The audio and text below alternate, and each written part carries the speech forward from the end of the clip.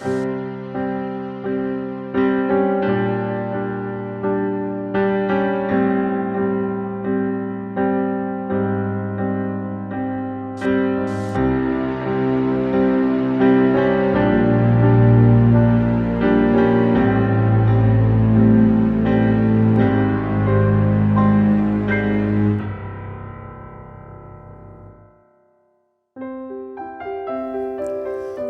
welcome everybody at this new live online talk show, Campus Talks, from the campus of our own University of Twente, where we will discuss every 2 weeks issues regarding science, technology and society. And today we're going to discuss the much debated apps that are currently being developed under the guidance of Minister Hugo de Jonge, who would like to have apps that can track and trace people who might be infected with the coronavirus, and which also has raised a lot of concerns in society. How democratic are they? How reliable are they? So we will speak tonight about the technology of the apps, but also about the implications that it could have for ourselves, our behavior, our society. In studio we have a guest on a safe 1.5 meter distance, further away than I would normally like to sit beside a guest. So welcome here in studio, Lisette van Gemert. Would you like to say a little bit more about what you're working on our university? Yes, thanks. Thanks for this first talk. I'm Lisette and I'm working on designing of persuasive technologies, how to motivate and engage people to use that kind of technologies and how to implement them in practice. And the focus in my research is on safe care and self-care. And today we are talking about safe care. For example, how to motivate public and professionals to comply with safety regulations like hand hygiene, wearing protective clothing, etc. So you're an expert in designing technologies that help us to change our behavior in a healthy way, maybe we could say. Yes, and in an engaging way. Yeah, so exactly. People like to use them. So what do you think of the apps that are currently being proposed? Yeah. Do you think that they could help us? Yes, but first the question is, why should we have those apps? And one of the things in the debate and in the hackathon and all the other things that are ongoing, I see there is no focus on what is the problem we want to tackle. For example, are we talking about apps? But what is the problem that we are talking about? We are talking about a virus. Yeah. It's a well-known virus. At least the coronavirus exists a lot of time. But how to deal with that? And in my view, and in the view of, I think, virologists, this pandemic is a big problem. It's a societal problem. It impacts our social life, industry, economics, business, healthcare. Yeah. So how to deal with that? And then the question is, okay, are we talking about apps? Are we talking about digital solutions? And to what extent they can contribute to that kind of problem? So you say it's not only a medical issue, it's a societal issue, right? Yeah. So I think some of the expectations regarding the app are really that it could be some kind of a digital vaccine, that it could really help us to unlock our society because it could make sure that people who are affected have to stay at home and simply are not allowed to go out on the street. Do you think that is a realistic expectation? No, I don't think so. It's realistic to ask people to stay at home because they have to do that. But the first thing is, if you are talking about such kinds of viruses, they are invisible, they are elusive, and they hurt people in a huge way, and they have an impact on mortality as well. And how do you think people can manage something that they cannot see? Yeah. They have no ideas. They are not vulnerable, or they see themselves as invisible, like Boris Johnson did, or they talk in myths like drinking disinfectants, and then your body will clean, and they have anger. They fight against transmission towers. Yeah. So what you say is actually... And they talk about ghosts. For example, we have a famous music about the Rolling Stones living in a ghost town. But people talk like that. So then are you thinking about how an app can change the behaviors that people have, a self-esteem, a locus of control? So to deal with that kind of problems on a micro level, not on the societal level. That's another thing. So what you say, I think, is that maybe we should not expect the app to be a vaccine, but what we need is actually a way to understand better how to behave in times of a pandemic, how to make sure that we don't infect other people, or how to make sure that we know that we are infected. That's true. And then the question is how we can manage the public, that they believe that they are able to control themselves, and that they have a trust in the government, that they are comply with that kind of rules that in fact limit their freedom and the way of living, the daily living. And so I think one of the big issues I see that the public is not involved at all in the whole question. So how could an app then empower people better, and how could the public get involved in their design? Maybe we should look to other problems we are solving. We have more big problems like that, and then we are talking about the needs and the voice people have, and they are involved in so we call that a participatory development approach, but we are thinking about how people perceive these kind of risk, and how we think they can solve the problem by themselves, and how a technology fit with that. Yeah. And they are using smartphones, they have technology everywhere. Yeah. So how can we use that kind of information that they always have, and how we can use a technology as a stimulation to engage them, to follow up those kind of regulations that are very limiting their freedom. Yeah. So indeed, this sounds like maybe a lesson that you can really learn from design research. You have to engage the public, you have to engage the users, you have to do something like co-design or something. Now, the Minister of Health has organized this appathon a few weeks ago, an appathon which was a whole weekend where 7 parties were invited to let their apps, or at least their apps in development, be tested by a panel of experts. I was actually myself one of the experts that could test the apps. So maybe you could see that as a form of citizen participation, or is it not enough? Yes, although I don't know whether the citizens are involved, but you can see it as a very creative session, and I think it's a very nice initiative. But again, the next day we are both involved in the debate from the National Health Council, the Gezondheidsraad. Yeah. There was a lot of confusion, speech confusion about what is an app. Are we talking about one app? Are we talking about several apps that are interconnected to each other for tracking people, for self-administration of complaints? Are we talking about follow-ups? What to do with such an app? Are we talking about implementation? Those questions arise. Maybe the appathon was a stimulator.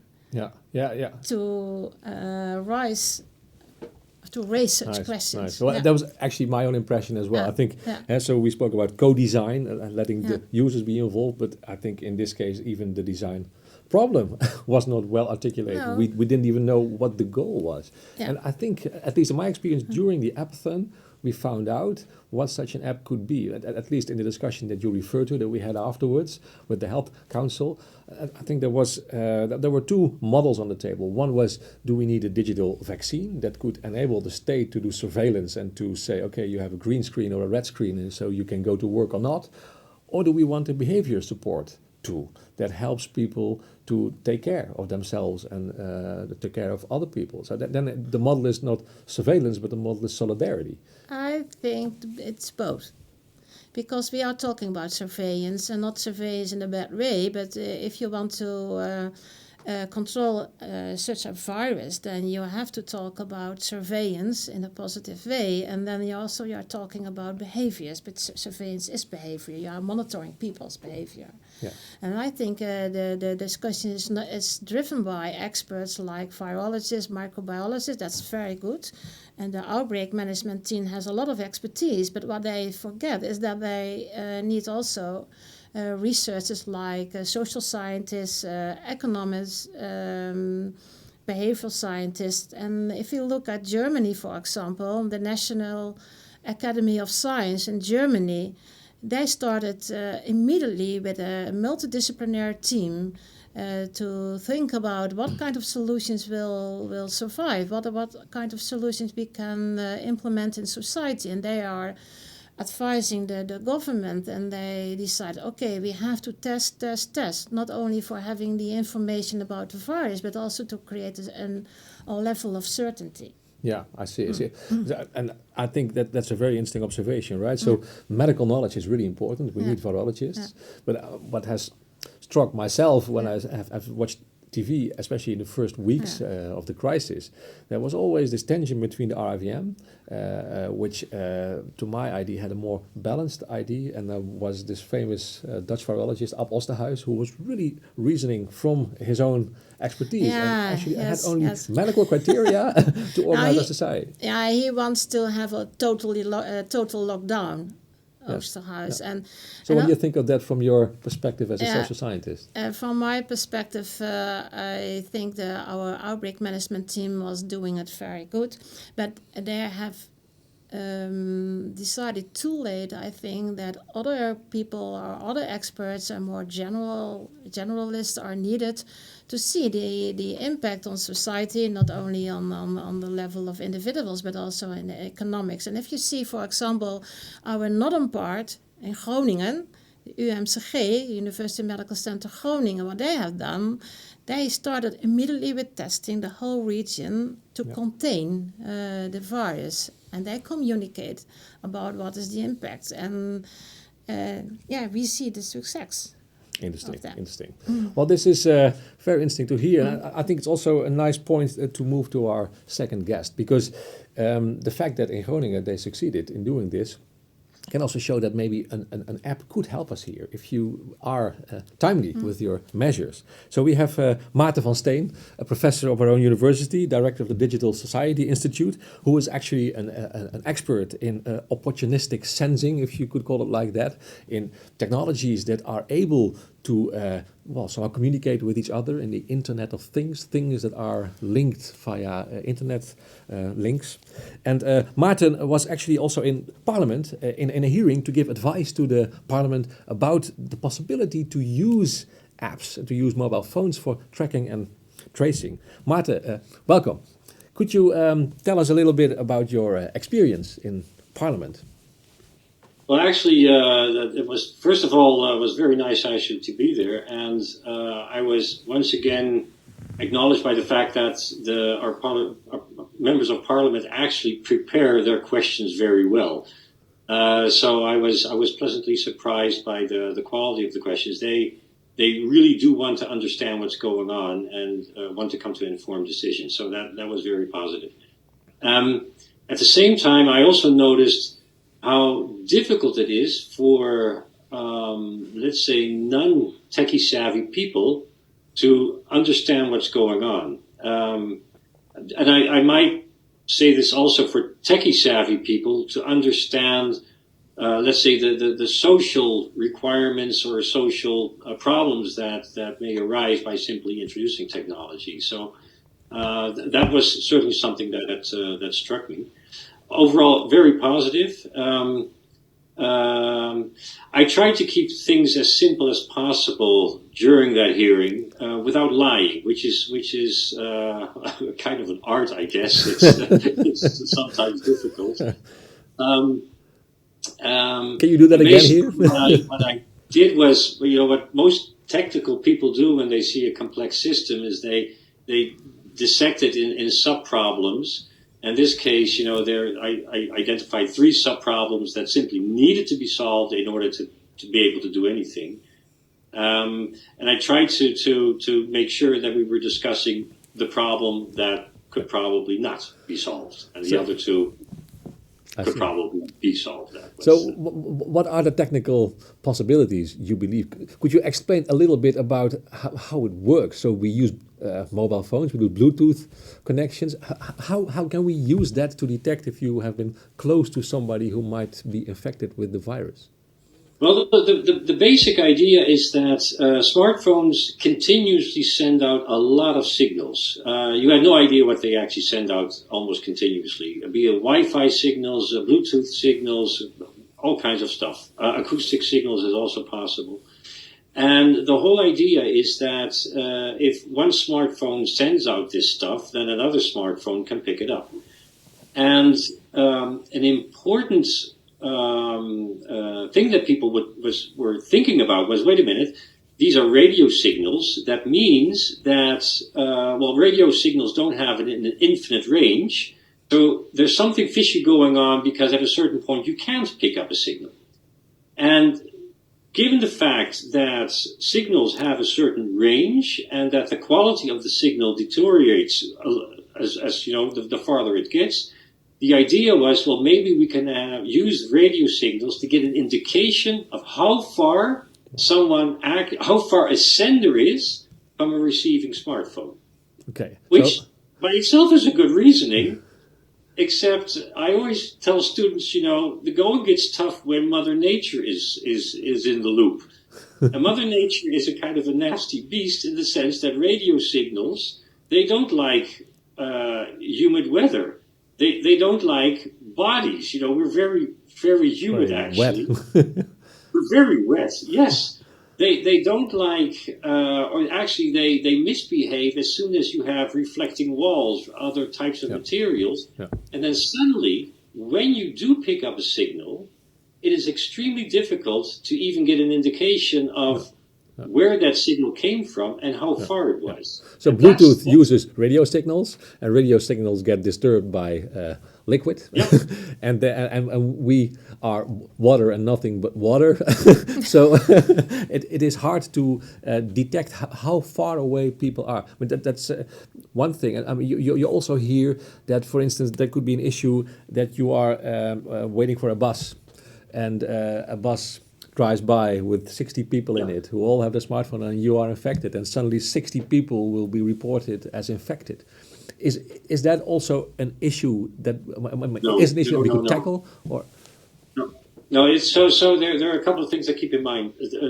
How long you pick up a signal is very important here. Is it 5 minutes? Is it 10 minutes? Whatnot. So a bus that passes by, you're infected.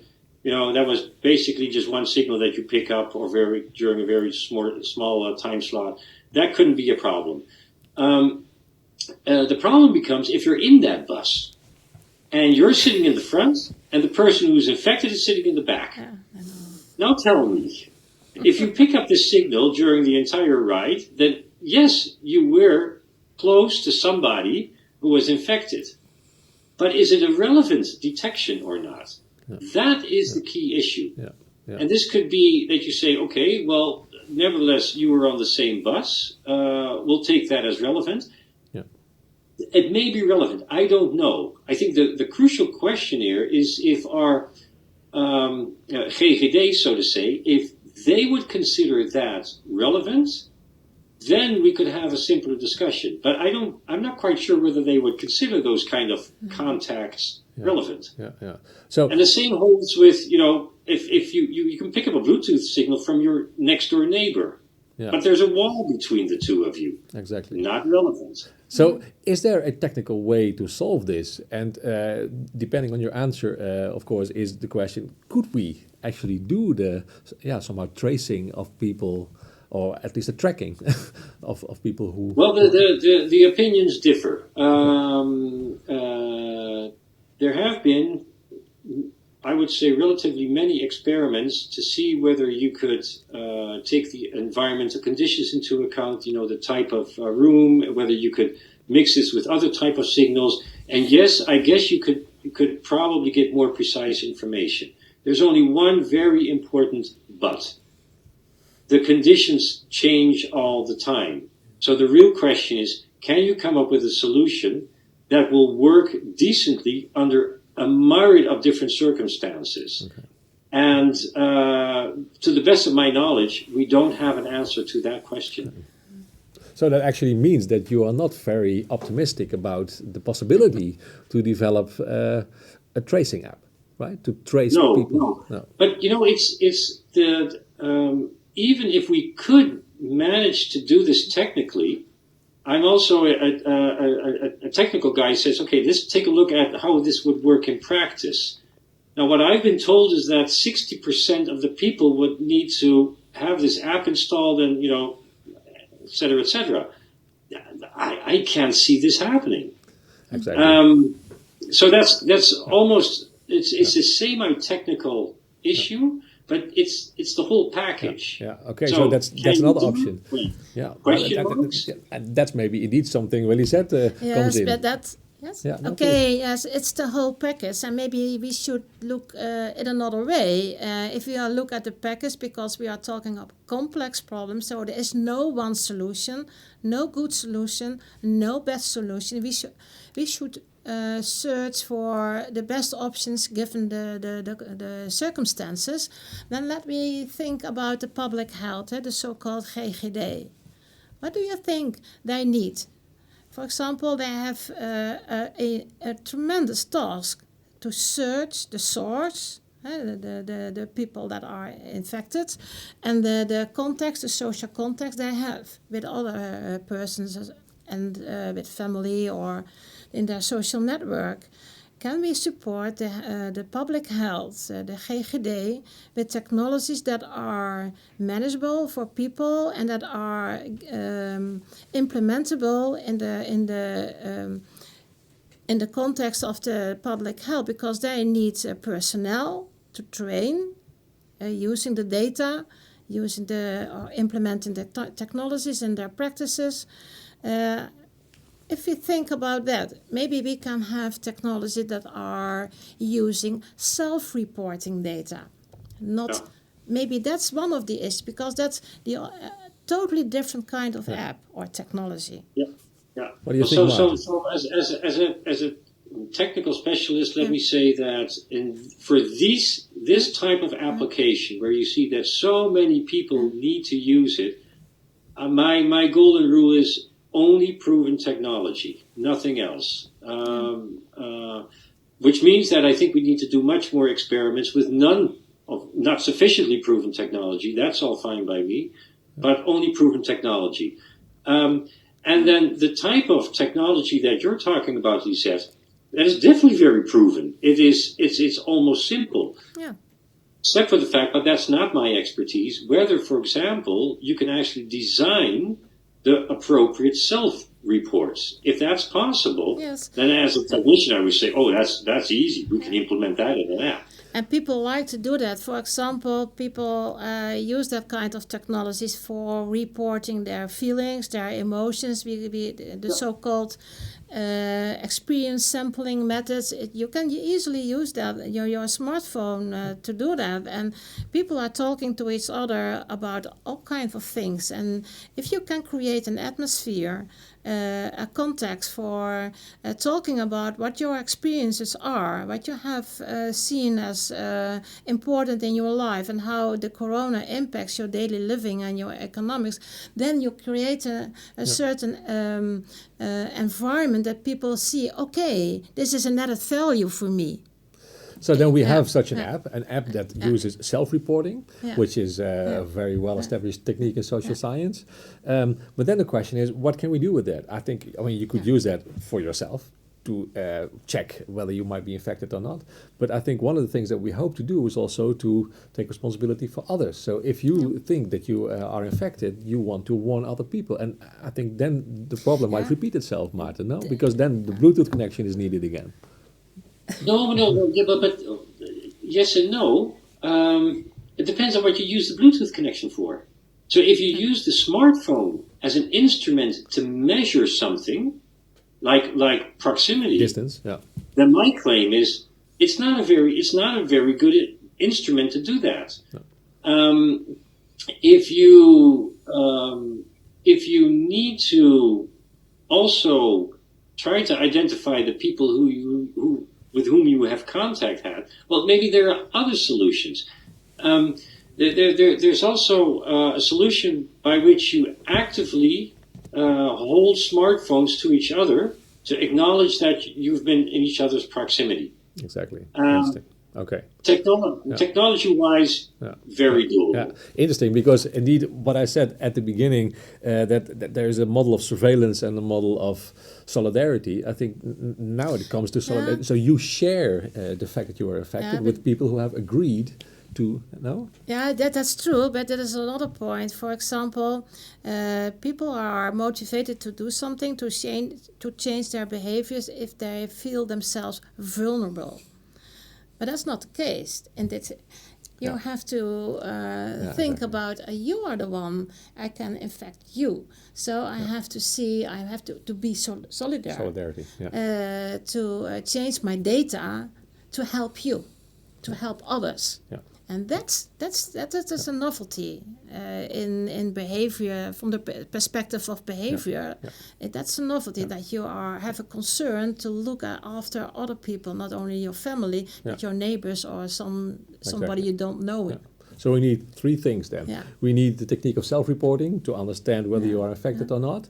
We need technology to make sure that you know with whom you have been in touch, to be caring for them, to take your responsibility. And also we need to address the attitude of people to somehow persuade them that it's a good idea to move to other people. That's true. Interesting. And they should be involved, because we are talking about people, but not with people. To ask them, okay, what do you think? What should be beneficial for you to deal with those regulations? I have to say I'm pessimistic in the following sense that take a very simple example like social distancing. After 2 months, people are getting weary about this. Yeah. And now just imagine, and this is an extremely simple technology, just, keep a distance. And now we're going to ask people, well, it's not going to be Bluetooth, but, take your smartphone and hold it close to somebody else's smartphone. We can handle that, and then we get, in principle, the same information. And now just try to imagine doing this in a bus, by the way, but that's a different thing. On 1.5 meter distance. Yes, but I don't agree with that. I don't agree with that. Well, it's again, there's a technological solution, but can you come up with technological solutions that we know for sure will actually be used? Which comes to the whole design aspect. Yes. And I generally claim technology is not the problem. In this case, Bluetooth. We are very happy that we work at the university, which is full of super smart students, and that always have great ideas and that tend to be less pessimistic than we old people are. So we actually spoke to one of our university students, Erik Kemp, a master student in the Master Cyber Security. And we asked Erik if he thinks that such a track and tracing app would be a good idea. So let's listen to him. Hi, that's a very interesting question. So as Zondag met Lubach nicely illustrated a few weeks ago, the question, do you think a tracing app is a good idea, is much too broad, since there are a million different ways how the app could be implemented. Here are 3 more general reasons why I think a contact tracing app for this corona pandemic is not a good idea. The first, we are creating a society where the government encourages people to use technologies that they do not understand. As an analogy, we can take a look at the current system of giving approval for using an online service, where you have to check this I agree box. It creates compliance with the law, but it is a societal disaster. The second reason is that we are now creating a surveillance infrastructure, whereas we should focus on civil empowerment. The third reason is that before you can incorporate the contact tracing app in your national strategy, the effectivity of the app should be undisputed. For me, the problem statement is not entirely clear. What is our national long-term strategy, and how could technology contribute to that? What I'm missing is a multidisciplinary discussion between engineers like us and public health and strategy professionals to define a problem statement and possible technical solutions through a dialogue. So my question to you is, have you already had in-depth conversations with public health professionals, like epidemiologists and experts in contact tracing, so that you can get the problem statement clear for yourself and probably also for others? If you have, could you please share your ideas? Wow, that's a very... Actually, we could have started with this because he basically comes with the question that we have discovered in our conversation. So, have you already had in-depth conversations with public health professionals, etc.? What do you think about? Okay, that kind of conversation is part of my research, but I work with microbiologists and virologists since 10 years, and I think And also I had contact with medical professionals, and there are nice things to see. For example, Eric, you are very pessimistic, I think. And if I look to the conversations with the experts in the field of microbiology and virologists, they are more optimistic also on the behavioral science of people, behaviors of people, because they talk about, okay, any data we can have, any insight we can have in what people are doing and what they perceive will help us.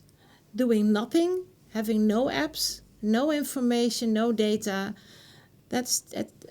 then we how do you call that? Then we will block. For example, we need all kind of information that is available, delivered and generated by the people themselves. And they are very positive in that. The only thing is that those experts need us, for example, people from our university, understand what technology can do, but also how people perceive technology. For example, people like to touch each other. Maybe we can create an environment that we touch each other without really touching you. And so we can use virtual reality. We have all kinds of technology. They never have thought about how this can help to stimulate, to motivate people to share data, for example, and to self-monitoring complaints. For example, a well-known virologist in the management outbreak team, she said that we need data about how people behave, what they do, what they don't want to do, and all that data. I need that data to have an insight in how the corona spread is going on, but also how people think about to deal with the next big one. Yeah. This is not. This is not going to be the final one, No, unfortunately. because the corona will survive in a host and come back in 10 years. So maybe. I think it's very interesting. So one of the things that Erik said was that we are working on surveillance and we should work on empowerment. And I think that's much in line with what you say. One of the other things that he said, and maybe that's especially interesting to hear Martin's opinion on, is that he says that we are actually working on a system that people don't understand. People can hardly understand the physics behind all those apps, and they have to tick the box that they somehow agree, but they have no idea what they agree on. I mean, is that something that you share? Is this true, Martin? When I heard him say this, this is something that is very dear to me. This is the reason why I also believe that it's important, even with very difficult technology, to explain it in such a way that people might understand what is going on, and not. No, and like I said, that you're not lying in the sense that you can leave out all kinds of details, but the essence is correct. Because only in those circumstances can people take informed decisions. And I think that's extremely important. Yeah, exactly. So I completely agree with him. I was glad that he mentioned this, Well, this is also really a very interesting perspective, because it means that we should not put all our faith in the technology. It's not just this techno-solutionist spirit that we should follow, right? The app is going to solve it for us. The app is going to be part of how we deal with the pandemics. It should empower us, and therefore we also need to understand technology. It's ultimately also about humans and not only about the devices, right? Maybe it's also a good point to move towards the initiative that Apple and Google have been taking, because actually they have joined forces, which is also an interesting fact, I think, to give apps access to the sensors in the phone to detect the Bluetooth signal, which is maybe quite a big step, because this could actually enable the app developers to make a better app. So, let's first hear what Erik has to say about this. And I think that's a very good idea. Although they have this bad image of being the tech giants that make money off your data, they actually know what they are doing. In France and the UK, they have already fallen for the easy option of storing all information in a central database. This creates both a security risk and will lead to a lot of people not using the app due to trust issues. This can be a good opportunity for Apple and Google to show that they can also make technology that purely exists to empower the user, instead of making money off their data. I would love to see them do that. I think empowering citizens means that you let citizens understand what the consequences are of their behavior, so that they can make conscious decisions. For me as a computer scientist, understanding how technology works empowers me to make the right decisions, based on what I think is important. That's also why I don't use platforms like Twitter and Instagram, because I know they are designed to influence my behavior, but I don't know how they do it. And my question to the panel is, in the past months, which resources have empowered you in making conscious decisions about protecting yourself, your friends, your parents or grandparents from getting the coronavirus? Wow, and that's an interesting one. Let's also go into what he said, but he wants to hear something of us. Lisette, so what resources did you use? What did empower you to behave responsibly? Okay, a lot. First of all, the inside information. I know some people from the outbreak management team and microbiologists. So I have a daily talk with them using Twitter. Using apps and all kind of things to change your thoughts and to talk about possible solutions. The other thing is there was a lot of information in the media, okay, but there was also a nice book written by a journalist. It's called Zoonose, and we are talking about zoonose.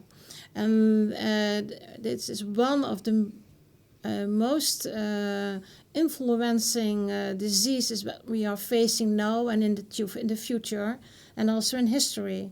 And he provides a history of pandemics and what we learned about that. And that was very good information for me. But it was also about talking about narratives people have on pandemics and how to deal with that and how technology can support that. That's interesting. And you, Maarten, what empowers you to behave responsibly towards yourself and your environment?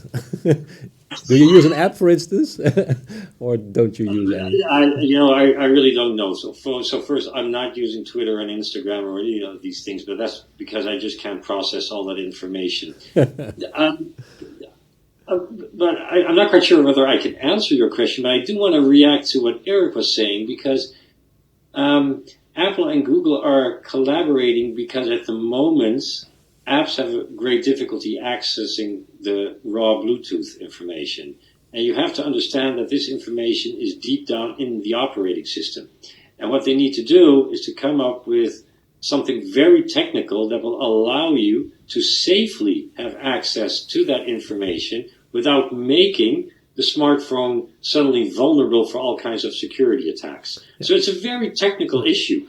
And if they do it right, they're not going to get any extra data on how you use things. It's really an operating system thing, as to the best of my knowledge. So we don't have to be afraid that this will be the next step in intruding into our private lives. It will really be a technical thing. The apps can now access the data that are generated from the Bluetooth sensor, right? And there's not much that you can detect from that other than maybe how far away other people with who also have a sensor are. Yeah, right? So it opens up better possibilities for running these technical experiments. Okay. That's but, I mean, such that it is platform independent. But if you take a societal point of view, I think the fears that people often have about these tech giants is that ultimately they are slowly taking over healthcare.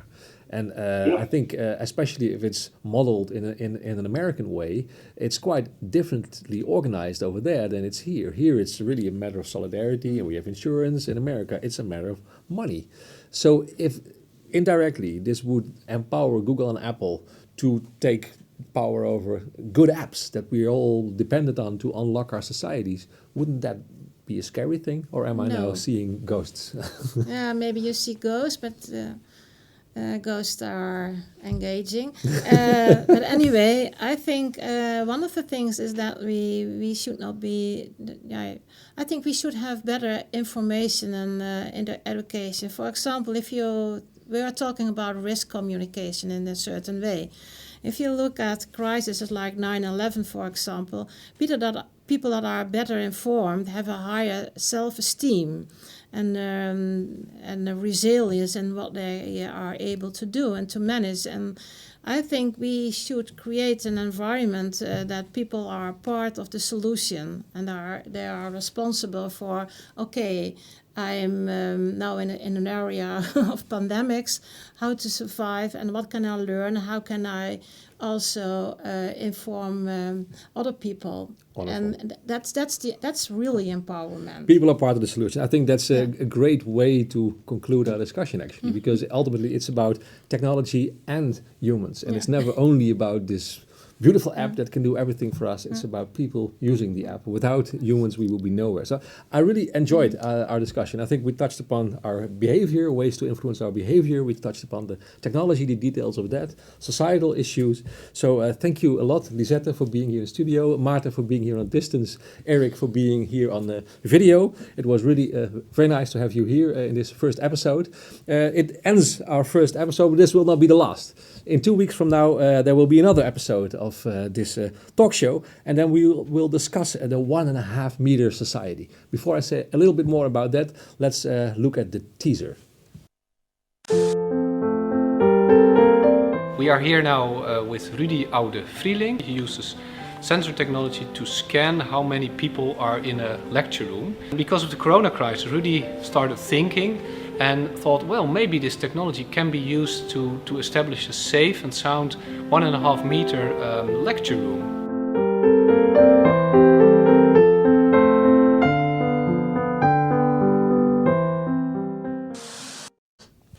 So, of course, this is not the only thing that we will discuss. We also have here Detlef Loze, who will Skype in because of the 1.5 meter distance we have to take. Detlef Loze, a professor in microfluidics, which means that he's an expert in very small little drops, including the drops that we spit out or somehow breathe out. So he's really an expert in helping us to understand, is this 1.5 meter enough? Or should we have 10 or maybe only 0.5 meter? And in what kind of circumstances does distance matter?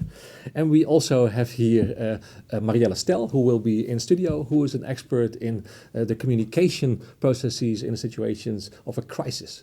So we hope that these three people will again give us a very nice in-depth view in one of the central issues that we are facing in our society regarding, the situation that we are now in because of the virus. And I think that then ends this first episode. Thank you again for being here, and I hope to see you again in 2 weeks. Bye-bye.